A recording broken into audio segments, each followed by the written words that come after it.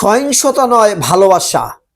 সহিংসতা প্রতিরোধ করতে রহমাতুল্লিল আলামিন এই ধারায় আগমন করেছেন। অন্যায়, অপরাধ, হত্যা, রাহাজানি, নির্যাতন, জুলুম ও জাহিলিয়াতের অন্ধকার দূরীভূত করে নূরের আলো দিয়ে অন্যকে ক্ষমা, মেহমানদারি, ত্যাগ, আন্তরিকতা ও সততা দেখিয়ে সত্যবাদিতা, ন্যায় বিচার ও ওয়াদা পালন করে ধার্মিকতা, ন্যায়পরায়ণতা ও সংযমী হয়ে নর্মতা, বিনয়, দয়া, সহমর্মিতার মাধ্যমে সব ধরনের অপরাধ নির্মূল, কুসংস্কার, গোলামি, অন্যায়, অবিচার, দাসত্বের শৃঙ্খলা ভেঙে শান্তি স্থাপন করেছেন প্রিয় নবী হযরত মুহাম্মদ সাল্লাল্লাহু আলাইহি সাল্লাম। মহান আল্লাহ পবিত্র কোরআনে বলেছেন, পবিত্র কোরআনে আল্লাহ তাআলা বলেন, হে নবী, আমি আপনাকে রহমত হিসেবে প্রেরণ করেছি। সূরা আম্বিয়া আয়াত 107। সহিংসতা তৈরি করে বিপর্যয় ঘটবে এ ধরনের কোনো অন্যায় কম একজন আদর্শ রসুল প্রেমিকের পক্ষে কখনো সম্ভব নয়। যেহেতু শান্তি স্থাপনের পক্ষে ছিলেন রহমাতুল লিল আলামিন। সূরা আরাফ আয়াত 56 নং আয়াতে মহান আল্লাহ বলেন, দুনিয়ায় শান্তি স্থাপনের পর এতে বিপর্যয় ঘটবে না।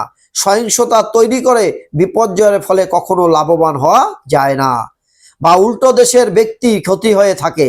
অন্যের কথায় ও ক্ষমতার জন্য কিংবা ভয় দেখানোর জন্য এ ধরনের কাজ মহা অন্যায়।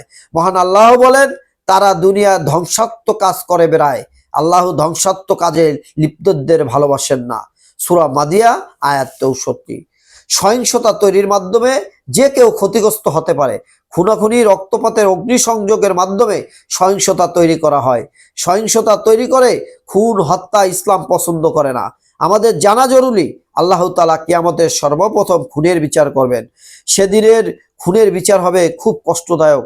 কিয়ামতের দিন নিহত ব্যক্তি তার হত্যাকারী চুলের মুঠো ও মাথা ধরে আল্লাহর দরবারে এমন অবস্থায় হাজির হবে, তখন তার রগগুলো থেকে রক্ত পড়তে থাকবে।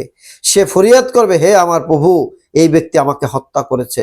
এই বলতে বলতে সে আরশের নিকটবর্তী হয়ে যাবে। সহিংসতা তৈরি করলে অন্যের ক্ষতিগ্রস্ত হয়, ফলে সামাজিক ও পরিবার অর্থনৈতিক সমস্যা চেপে বসে। একজন মুমিন কখনো অন্যের ক্ষতি করতে পছন্দ করবে না।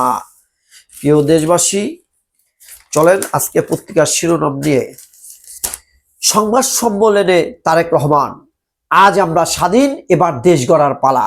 বিজয় বাংলাদেশের, বিজয় গণতন্ত্রের। যে কোনো মূল্যে শান্তি শৃঙ্খলা বজায় রাখতে হবে। বিপর্যয় আমাদের দুর্বলতা, জাতীয় ঐক্যের শক্তি। জনগণকে কনভিন্স করাই আমাদের ইঞ্জিনিয়ারিং, বললেন তারেক রহমান। নতুন সরকারের সামনে কঠিন পথ। দায়িত্বশীল বিরোধী দল হবে জামাত। ডক্টর শফিক ও নাহিদের বাসায় যাবেন তারেক রহমান। এই ছিল পত্রিকার শিরোনাম। চ্যানেলটি সাবস্ক্রাইব করে রাখতে পারেন। আসসালামু আলাইকুম।